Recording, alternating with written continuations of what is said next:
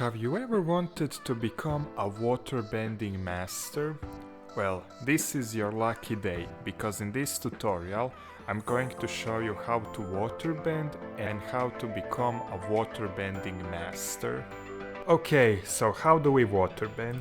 Well, first let's delete everything in this scene.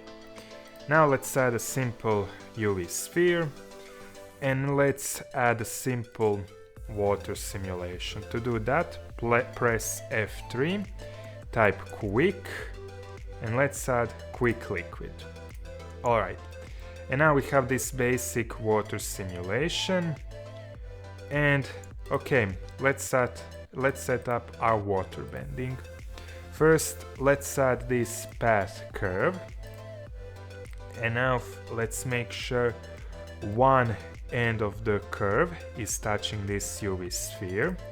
Go into edit mode, and let's just, with this curve, draw the basic path we want our water to follow. Alright, move it to something like this. Alright, this is the path we want water to follow. Now, to make sure this works well, let's move water domain here. Let's scale it up like this. Alright, and now under physics properties, to make sure we can see our water a bit better, first let's press Ctrl A, press scale. That is pretty much going to set new scale for our water. And now, to make these particles that are going to turn into a water more visible, let's change resolution from 32 to 64.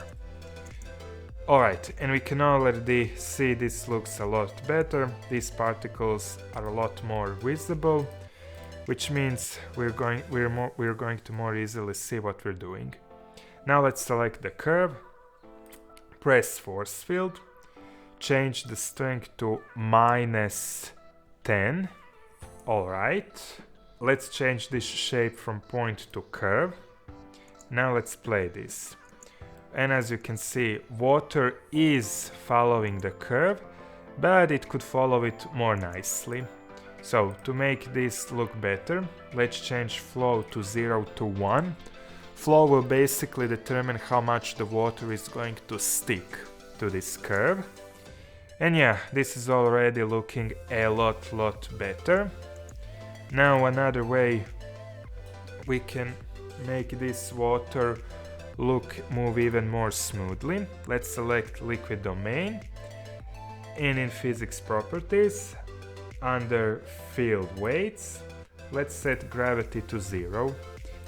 And now that we set gravity to 0, water is no longer being affected by the gravity. Alright, and you can see water is nicely following this curve. Sweet. Okay, now I'm going to show you one more trick. What if you want your water to wrap itself around a certain object? Well, let's go to mesh, let's add this monkey head, and let's play this mesh sorta here at the other end of the monkey head. Now under physics properties, enable force field, set this shape from point to surface, and now let's change strength to -15. We want water to follow this curve, and when it reaches this monkey head, we want this water to wrap itself around the monkey head. And to make sure water will stay here, force field on the monkey head needs to be stronger than the force field on the curve. Let's change also flow to 1. And to make sure we can see a bit better what we're doing, let's enable mesh, go into this shader, let's play, and you can see something is happening, but this isn't exactly what we wanted. you can see, first off, water isn't following this curve as nicely as it did before. Now, why is that? Well, you see, on this force field and on this one, we really didn't set max distance. Here, under fall off, we have max distance. And what is max distance? Max distance basically represents the area the force field is going to affect. And by default, this is disabled. And whenever max distance is disabled, Blender will understand this like you want the force field to constantly affect the water, no matter how far away the water is from your force field. So to fix that, let's enable max distance and let's change the radius here. Okay, by doing this, we added this new circle. And this circle basically represents the area the force field is affecting. The force field on the monkey head is now only affecting the area that is within this circle. We can actually do the same thing here for the curve to make sure only water is following the curve only when it's close to it. Okay. We set up max distance for curve as well. Let's play. And now you can see once again water is following the curve, but once it reaches the monkey head, it's really sticking to it. It's sticking to monkey head. But there is still one problem with this force field. You see, water is sticking around this monkey head, but if you look really closely, you'll see that water is kinda passing through the mesh of this monkey head. Alright, let me show you what I mean. Here, you can see water went straight through the monkey head. It's interacting with force field, but it's not interacting with the mesh. So to fix that, let's, under physics property for the monkey head, let's enable fluid, and let's change this to effector. Now if we play this again,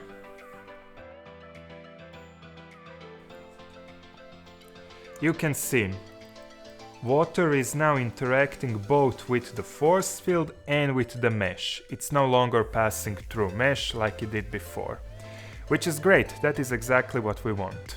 Okay, now let's do something different. Let's go to a frame 100.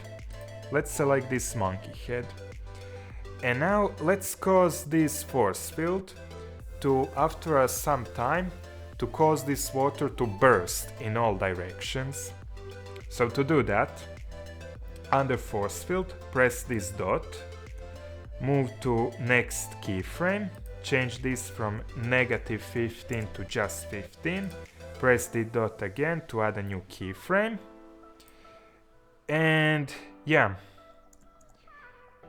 Alright, now we want water to fall to the ground after this, so we need to also select this curve, press this dot, now set this to 0. By doing this, this curve will basically lose its strength and it will no longer affect the water. Alright, and one more thing, after some time we want this monkey head to also lose its strength. So let's go to frame 105, press this dot, now press add a keyframe, set this to 0 on the next frame, add dot again, that will cause this force field to lose strength. And now let's see what will happen. Water is once again nicely following the curve, it's going up. And let's see what will happen when this water reaches the frame 100.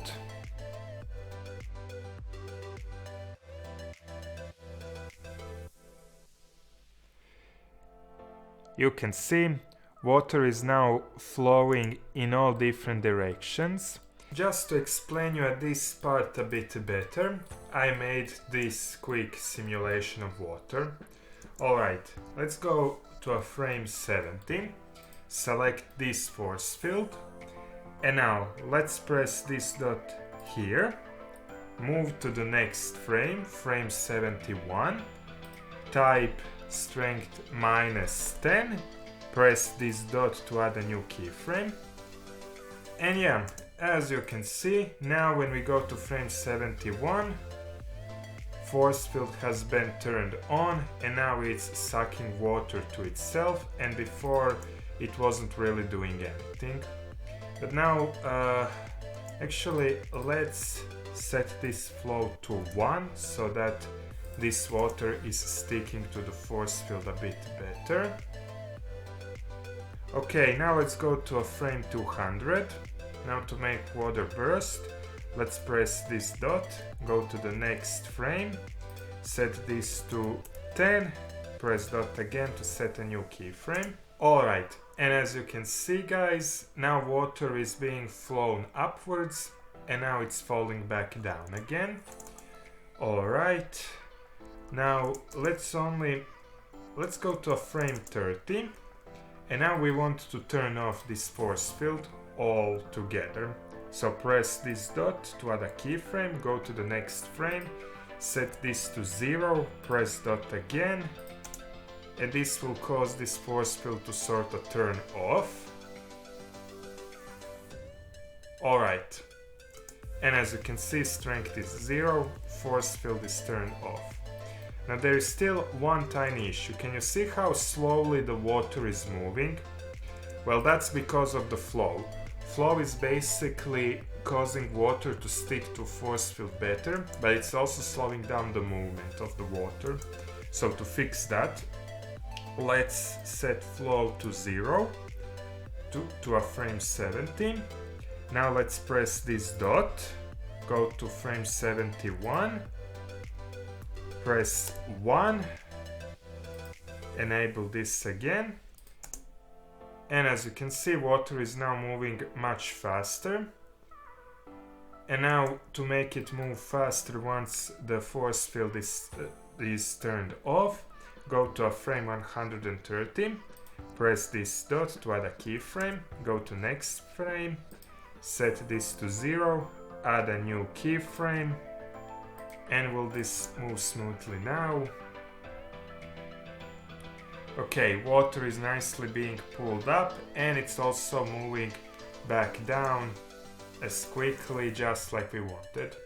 Okay, this basically shows you how keyframing works with force field, and now we can apply that to our water. Basically, by changing strength from -15 to just 15, we basically cause this force field to work in reverse. It's no longer pulling water to itself, it's pushing it away. But water is now just kind of floating in the air. Now why is that? Well, it's because we turned off gravity, don't you remember? Now to fix that, go to a frame 100, hover over gravity, press I, go to next frame, change this to 100, press I again, and now if we play this simulation again, you will see that water will now fall to the ground.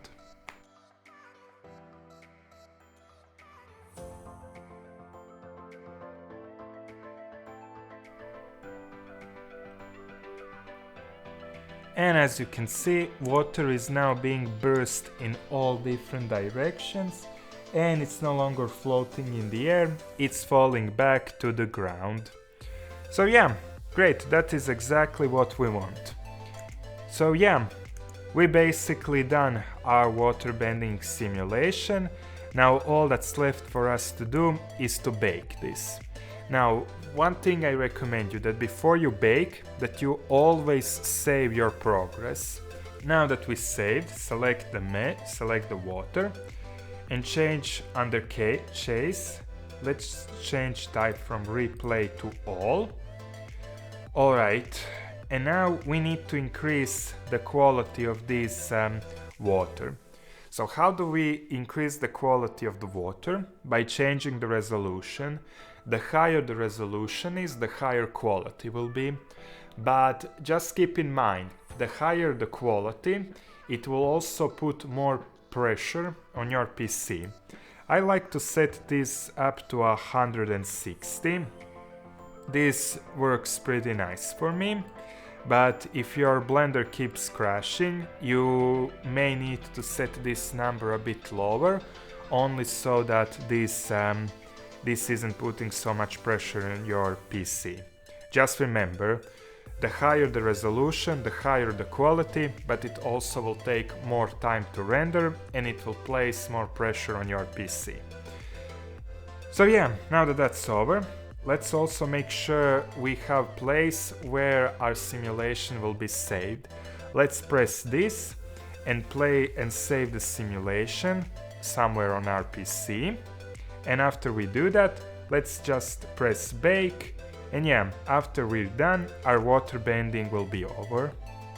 Okay, my bake has finished and we have now pretty nice water bending simulation. Now one reason I like to use quick liquid is because it automatically gives us this nice texture for the water. Let's actually switch render engine to cycle. Alright,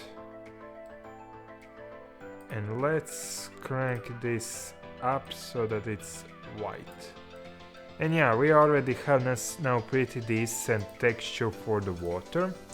The only thing I really like to change here is change these settings to 1.333. But other than that, yeah, this texture will work really nicely for the water. Okay, now one last detail I want to show you. Do you see this moment where water is bursting in all sides? Well, what if you want to make your water shake a bit? Like it's slowly building pressure inside of it until it finally bursts in all sides. Well, that's really simple to do. Go to animation, change this to graph editor. Okay, now press I while holding this water and set this location. Press location and that will add this keyframe for location. Okay, now select this X location, go to modifiers, press add modifier and let's add a noise. Now let's see what will happen with our water. Now you can see it's shaking really violently, and that's really what this modifier is going to do. It will cause this water to sort of jiggle and giggle. Alright, now we don't want water to move constantly, only when it comes to sort of frame 80, and then to stop, and then we want to stop the noise after the water bursts. So let's enable restrict frame range, open this up, start frame, let's press 80, and when is this bursting? Around the frame 100, so let's type 100. Alright, now let's increase the strength a bit. Whoops, a bit too strong. 2.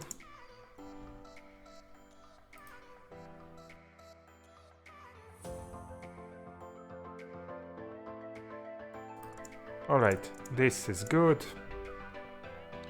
Now let's copy this by pressing this.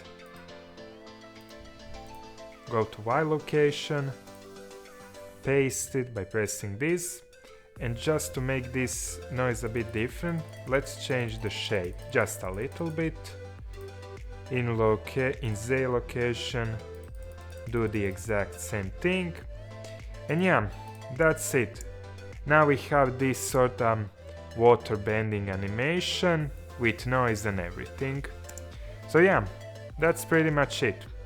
Congratulations guys, you are waterbenders now.